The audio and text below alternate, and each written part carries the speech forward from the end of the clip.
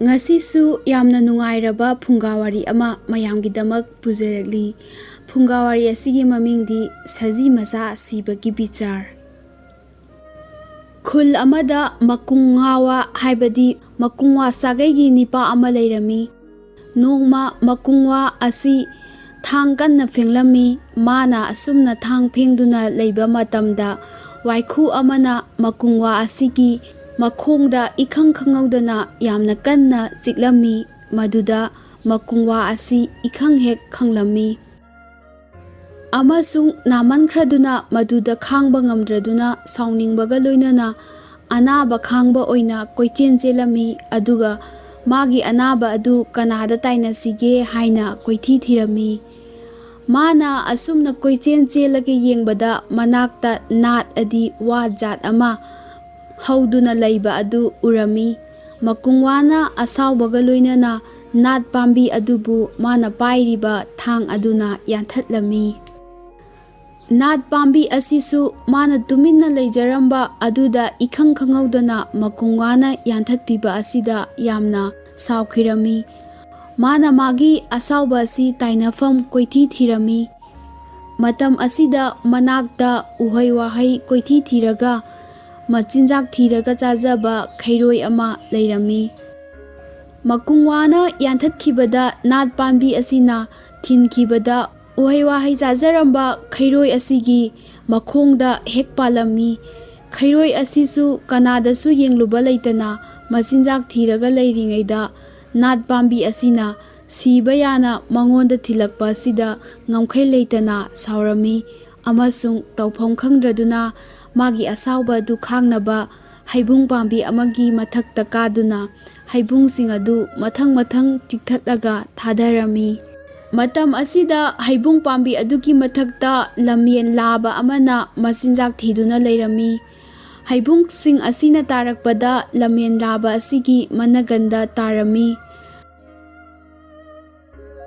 haibung sing asina panbadagi lamien laba asigi makhwang teklami maduda lamien laba aduna sauman kiduna manakta leiramba kakcheng mahum aduda tainarami lamien laba aduna sauningduna kakcheng mahum adu chakhairami lamien laba aduna mahum sing adu chakhaikhiba aduda kakcheng sing adu leifam khangdraduna koichen chelami makhoina asumna koichen chelaga makhoigi mahum oina thirakpada manakta lairel ama nungaina tumduna leiramba adu ure kakcheng sing aduna makhoi mayamana duna tumliba lairendugi masa pumba yomsillaga chikthatpa aduda tawpham khangdraduna koichen chelami matam asida lamok laba amana manak aduda mahum saraga mahum manungda nungaina tumduna leiramba aduda lairen aduna ikhang khanghaudana mahum manungda changlaklaba matungda ikhang khangladuna aphing aphai oina phuk haugalami aduga koichen chelami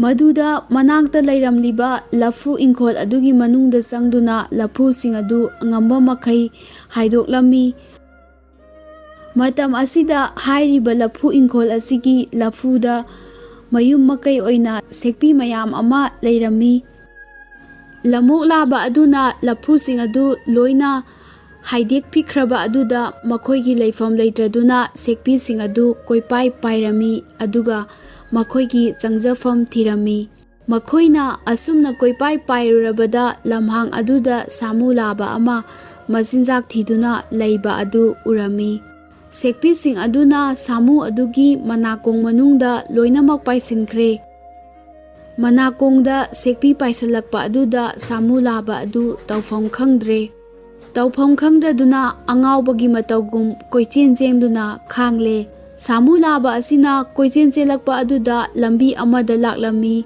samu laba aduna asumna koichen chelakpada nungpak amada nelubada nungpak adu onthakiduna makhada napi chaduna leijaramba Saji Macha ama panduna Saji Macha adu sire macha siraba aduda Saji mapi adu nungaitraduna machana sikhiba adugi asengba maram adu thigatpinaba amasung bichar tawbinaba khungi kholakpada wakatle Asumna Saji mapina wakatlabada madugi bichar taunaba khulakpana leipak praja punamak kaukhatle aduga mathang wahang hangle.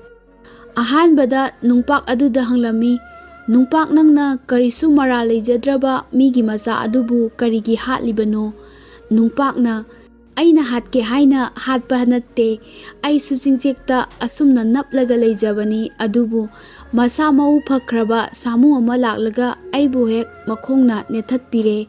Maduda aisu khangba ngamdraduna cingcheptagi ontharakpada magi masadu lei haiba khangdraduna mangonda hek pansinkrabani. Aina tauge haina tauba natte. Bichar patina chummi, nungpak mana tauge haina tauba natte, samu mana lali. Samu nang karisu mara leijadraba nungpak adubu nakhongna karigi netluribano.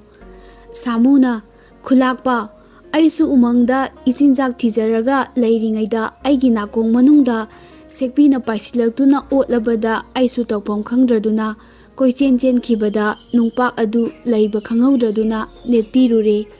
Aina netpirubada masu khangba ngamdraduna singkhada onthakre. Bichar patina chummi, samu masu lanjaba natte, lalibadi sekpina khoini. Lau sekpisa nakhoi karigidamakta samugi manakongda paisinduna otpiruribano. Sekpising leipak parjabu angambana nai ekhoisu lafu pambi singda ihum oizaraga nungaina leijabani adubu lamokna changbirakduna lafu pambi sing adubu hek thudekbirabada aikhoisu leifam leitraduna koipai paikhibada aikhoigi ihum oiraboi khanduna magi manakongda paisilure. Bichar patina sekpi nahaki karisu nara leite lamok mana thaudok sithoanmani. Lamok nahakna karisu mara leitraba sekpina makon oiduna leijariba lafu pambi adu nayana karigidamakta haidatuna tuhankribano. Lamokna aina aigi ihum manungda nungaina leijabani adubu ikhang khanghaudana lairen ama aigi ihum dugi manungda changlaklaga loina thugaibirabada aisu saubaga koichen chenduna tawpham khangdraduna lafu pambi sing marakta koichen chensilure. Lafu pambi ama thudeklura male. Lafu pambi adusu aigi nangande hek tusilakpada aisu sauningkiduna sekpi sing lei haiba khangdraduna lafu pambi sing adu thudeklure. Bichar patina lamoki mara leitre laire nangna lale. Nangi nakon sunatana karigidamakta lamoki makonda changluribano. Lairena aisu yamna nungaina apikpa mafamda tumduna leijabani. Aina tumlingai aduda kaksing mayam sangu laklaga aigi hakchang asida pangchik chikpada aisu namankiduna koichen khibada lamoki mahum ama thengnarubada aisu changchinjarure. Bichar patina kaksing mayam nakhoi karigidamakta mathanta nungaina tumjaraga leiraba lairenda chikluribano. Kaksing singna aikhoigi ihum sajaraga nungaina leijabani adubu lamgi yen amana aikhoina leijariba ihumbu mana loina khokai pigarabada aikhoigi leifam leitraduna koichen chenduna lairen ama thengnarubada magi mathakta karure. Bichar patina he lamien nahakna kari maramgidamak kakchengi mahum adu khogairuribano. Lamienna aisu haibung pambi amagi makhongda ichinja khocharaga leijabani adubu aina nungaina charaga leiringaida aigi nanganda haibung mahei ama pup launa hek tarakpada aisu khangprek hek khangkibaga khoisaunana koichen chelubadagi kaksingi mahum ama hek thengnarubada aisu khogai birure. Bichar patina haibung nahakna karigidamakta machinjak thijaba lamienbu tharuribano. Haibungna aigi isada yanthajaduna nungaina panjabani khairoi mana aibu hek chithakpirabada aisu leimairomda tatharakpada lamien mahak leiramgani khangdaduna magi managanda tabirure. Bichar patina khairoi nahak kari maramdagi mathanta yanthajaduna leiriba panjaba haibungbu chithatpiruribadi khairoina aisu lokpanda hoba nawa akonba amada yamna nungaina uiraga tongduna leijabani ikhang khangaudana nawa akonba du kapkhatkibada aisu ꯅꯞꯂꯒ ꯂꯩꯕ ꯑꯗꯨ ꯉꯝꯍꯧꯗ꯭ꯔꯕꯗ ꯐꯟ ꯍꯦꯛ ꯆꯣꯡꯁꯟꯈꯤꯗꯨꯅ ꯍꯩꯕꯨꯡ ꯄꯥꯝꯕꯤ ꯃꯊꯛꯇ ꯇꯥꯔꯨꯔꯦ꯫ ꯑꯩꯁꯨ ꯈꯣꯏꯁꯥꯎꯅꯔꯕ ꯍꯩꯕꯨꯡ ꯃꯍꯩ ꯑꯗꯨꯒꯤ ꯃꯈꯣꯡꯗ ꯍꯦꯛ ꯆꯤꯛꯄꯤꯔꯨꯔꯦ꯫ ꯕꯤꯆꯥꯔꯄꯇꯤꯅ "ꯅꯋꯥ ꯅꯍꯥꯛ ꯀꯔꯤꯒꯤꯗꯃꯛꯇ ꯇꯨꯃꯤꯟꯅ ꯂꯩꯖꯕ ꯈꯔꯣꯏꯕꯨ ꯀꯥꯞꯈꯠꯄꯤꯔꯨꯔꯤꯕꯅꯣ?"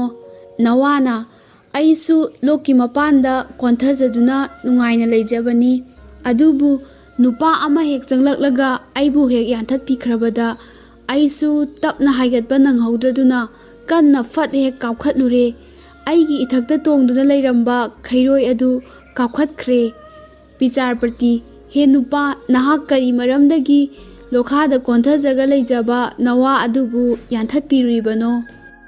ꯃꯤꯑꯣꯏꯕ ꯅꯨꯄꯥ: "ꯆꯨꯝꯃꯤ, ꯂꯣꯛꯄꯥꯟꯗ ꯀꯣꯟꯊꯖꯔꯒ ꯍꯧꯈꯤꯕ ꯅꯋꯥ ꯑꯗꯨ ꯑꯩꯅ ꯌꯥꯟꯊꯠꯀꯦ ꯍꯥꯏꯅ ꯌꯥꯟꯊꯠꯈꯤꯕ ꯅꯠꯇꯦ꯫ ꯑꯩꯅ ꯑꯩꯒꯤ ꯊꯥꯡ ꯑꯗꯨ ꯅꯨꯡ ꯑꯃꯒꯤ ꯃꯊꯛꯇ ꯐꯝꯗꯨꯅ ꯐꯦꯡꯂꯤꯉꯩꯗ ꯋꯥꯏꯈꯨ ꯑꯃ ꯊꯣꯛꯂꯛꯂꯒ ꯑꯩꯒꯤ ꯈꯣꯡꯁꯤꯗ ꯀꯟꯅ ꯍꯦꯛ ꯆꯤꯛꯂꯛꯄꯗ ꯅꯨꯡꯒꯤ ꯃꯈꯥꯗ ꯆꯦꯟꯁꯤꯟꯈꯤ꯫ ꯑꯩꯁꯨ ꯅꯥꯃꯟꯈ꯭ꯔꯗꯨꯅ ꯇꯥꯏꯅꯐꯝ ꯈꯪꯗ꯭ꯔꯕꯗ ꯑꯩꯒꯤ ꯊꯥꯡ ꯑꯗꯨꯅ ꯅꯋꯥ ꯑꯗꯨꯕꯨ ꯌꯥꯟꯊꯠꯄꯤꯔꯨꯕꯅꯤ꯫ ꯕꯤꯆꯥꯔꯄꯇꯤꯅ "ꯑꯗꯨꯗꯤ ꯋꯥꯏꯈꯨ ꯅꯍꯥꯛꯅ ꯇꯧꯔꯤꯕꯁꯤ ꯂꯥꯜꯂꯦ, ꯃꯔꯝꯗꯤ ꯅꯨꯄꯥ ꯑꯁꯤꯅ ꯃꯥꯒꯤ ꯊꯥꯡ ꯐꯦꯡꯗꯨꯅ ꯂꯩꯖꯕ ꯑꯗꯨꯒꯤ ꯃꯈꯣꯡꯗ ꯀꯔꯤ ꯑꯣꯏꯅ ꯎꯔꯗꯨꯅ ꯆꯤꯛꯂꯨꯔꯤꯕꯅꯣ?"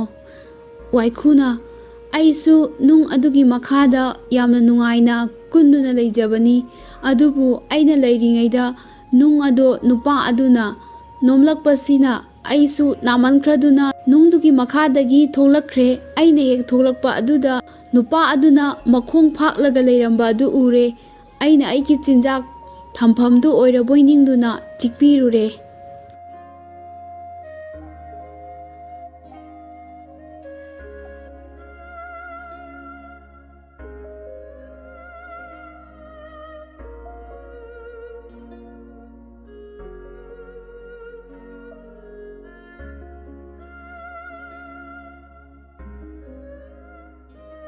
ꯃꯊꯪꯗ ꯐꯨꯡꯒꯥ ꯋꯥꯔꯤ ꯑꯃꯒ ꯑꯃꯨꯛ ꯇꯥꯃꯤꯟꯅꯔꯁꯤ꯫ ꯐꯨꯡꯒꯥ ꯋꯥꯔꯤ ꯑꯁꯤꯒꯤ ꯃꯃꯤꯡꯅ ꯂꯤꯝꯇꯨꯡꯉꯥ꯫ ꯂꯤꯝꯇꯨꯡꯉꯥ ꯍꯥꯏꯔꯤꯕ ꯅꯨꯄꯥ ꯑꯁꯤ ꯑꯐꯥꯎꯕ ꯅꯤꯡꯊꯧ ꯃꯥꯏꯕꯅꯤ꯫ ꯅꯤꯡꯊꯧ ꯃꯥꯏꯕ ꯑꯁꯤꯅ ꯀꯌꯥꯃꯨꯛ ꯉꯝꯕꯒꯦ ꯍꯥꯏꯕꯕꯨ ꯃꯍꯥꯛ ꯑꯁꯤ ꯄ꯭ꯔꯤꯊꯤꯕꯤꯒꯤ ꯃꯔꯣꯜ ꯑꯍꯨꯝ ꯍꯥꯏꯕꯗꯤ ꯅꯣꯡꯄꯣꯛ, ꯄ꯭ꯔꯤꯊꯤꯕꯤ ꯑꯃꯗꯤ ꯄꯇꯥꯜ ꯑꯍꯨꯝꯃꯛꯇ ꯀꯣꯏꯕ ꯉꯝꯃꯤ꯫ ꯑꯗꯨꯒ ꯃꯍꯥꯛ ꯑꯁꯤ ꯂꯥꯏꯒꯁꯨ ꯋꯥꯔꯤ ꯁꯥꯟꯅꯕ ꯉꯝꯃꯤ꯫ ꯃꯇꯝ ꯑꯃꯗ ꯂꯤꯝꯇꯨꯡꯉꯥꯡꯒꯤ ꯅꯨꯄꯤ ꯑꯁꯤ ꯌꯥꯝꯅ ꯀꯟꯅ ꯅꯥꯔꯝꯃꯤ, ꯃꯊ꯭ꯋꯥꯏ ꯊꯥꯗꯦ ꯍꯥꯏꯕ ꯃꯈꯩꯗ ꯃꯉꯥꯏ꯫ ꯑꯁꯨꯝꯅ ꯌꯥꯝꯅ ꯀꯨꯏꯅ ꯅꯥꯔꯛꯄ ꯑꯁꯤꯅ ꯂꯤꯝꯇꯨꯡꯉꯥꯡꯒꯤ ꯅꯨꯄꯤ ꯑꯁꯤ ꯃꯔꯣꯜ ꯃꯔꯩ ꯀꯔꯤ ꯑꯃꯠꯇ ꯊꯣꯛꯈꯤꯗ꯭ꯔꯦ꯫ ꯒ꯭ꯌꯥꯟ ꯑꯃꯠꯇ ꯌꯥꯎꯗꯅ ꯍꯤꯞꯐꯝꯗ ꯃꯇꯝ ꯀꯨꯏꯅ ꯌꯥꯇꯥꯗꯨꯅ ꯂꯩꯔꯝꯃꯤ꯫ ꯃꯥꯒꯤ ꯅꯨꯄꯤ ꯅꯥꯕꯒꯤ ꯃꯔꯝꯗ ꯊꯤꯖꯤꯟꯕꯗ ꯂꯤꯝꯇꯨꯡꯉꯥꯅ ꯈꯪꯂꯝꯃꯤ ꯃꯗꯨꯗꯤ ꯃꯥꯒꯤ ꯅꯨꯄꯤꯒꯤ ꯃꯊ꯭ꯋꯥꯏ ꯑꯗꯨ ꯑꯁꯤꯕꯒꯤ ꯍꯥꯏꯕꯗꯤ ꯖꯣꯡꯒꯤ ꯂꯩꯕꯥꯛꯇ ꯂꯩꯈ꯭ꯔꯦ꯫ ꯑꯗꯨꯅ ꯃꯥꯅ ꯃꯇꯨꯒꯤ ꯃꯊ꯭ꯋꯥꯏ ꯑꯁꯤ ꯑꯁꯤꯕꯒꯤ ꯃꯈꯨꯠꯇꯒꯤ ꯃꯨꯜꯂꯒꯦ ꯍꯥꯏꯅ ꯋꯥꯁꯛꯂꯝꯃꯤ꯫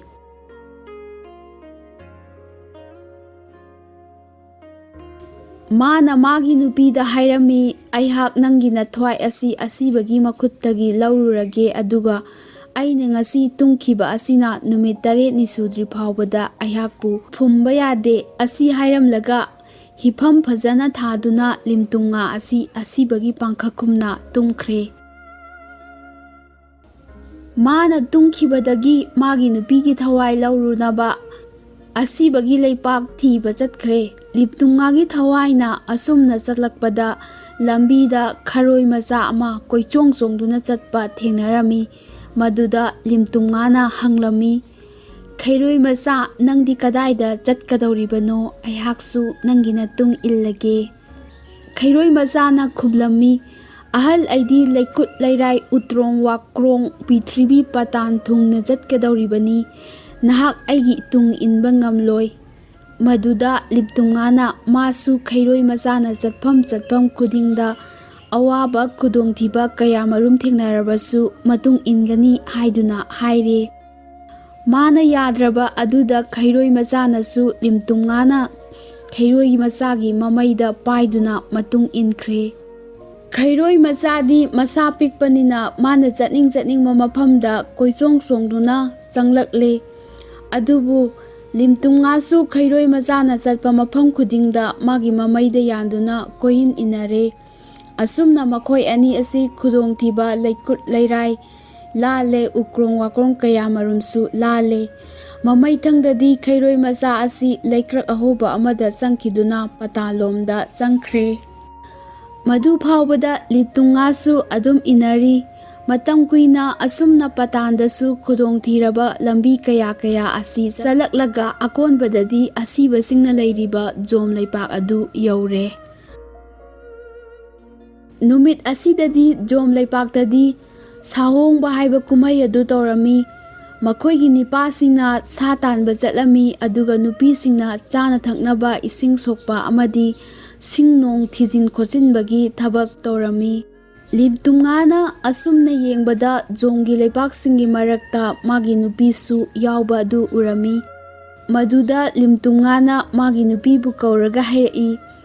Ainadi nangbu yamna kanna thiba honari adubu nangdi mafam asida kayada nungaina leiramlibano. Magi nupina khumlami aidi mafam asida yum palage haina tawbani. Limtungana hairei madu yaroi naha hojik thunamak mayam asina udringaida yumda hallo hairaduna mana magi nupigi mathwai adu taibangpalda halankhre. Aduga asumna hairami aidi numit 8 ni fawba sida laikhigani aduga aibu numit 8 ni sudri fawba poloibasu tawganu. Madudagi magi nupi asi anaba phare amasung asibagum leirambadagi hingatle. Somda Limtungadi karam tauri jom leipakta madi jom nipasinga cha tanba adu yauduna leire. Jom nipasingna taliba sa adudi kari sano haibabu nachan khongyambini. Nachan khongyambibu sani haiduna talibani. Makhoina nachan khongyambibu asumna tanabada Limtungagi manakta sa adu laklami. Maduda jom nipasingna laktuna hairami. He ahan nangi nanakta sa lakle. Nangbu sana soidana soklagani. Limtungana koyeng yengbada sadi ude adubu ngaihak leiraga mayamna haijilakpadagi magi makhong mayada nachan khongyangbi ama chattuna leiba adu ure. Mana masira haina hangbada mani madu saduni haiba khanglabada Limtungana nachan khongyangbi adu makhongna noithatkre. Madu ubada jom nipasing adu Limtungabu yamna kire. Mabu yam harauna tayamna seba tawbire aduga makhoigi kumhaida yaukisi haina haire. Asum tawduna leiba asina matam khara kuina Limtunga mangphamduda leire. Tawbagidi mana hairamba numit 8 ni adudi sudri. Somdana karam tauri Limtungagi nupidi mapuroibana numit 8 ni hairamba adu kauthokre. Mapuroibabu chanana sikre haina laukre. Maram aduna mana mayam kauduna mapuroibabu poloikre. Magi phumpham mangsemduna phumjankre. Limtungana hojikti mana hairamba numit 8 ni adu sugadore. Hingatlage haina tawba matamdadi mabu mangphamda phumkhiba maramna hingatpa ngamdre.